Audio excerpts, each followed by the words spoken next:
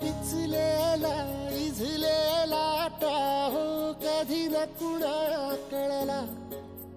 तळमळलीस तू करपुनी हिरवा पदर तुझा जळला छळ केला पिढी जात तुझा ग उखडून वनराई अपराध किती झाले पण आता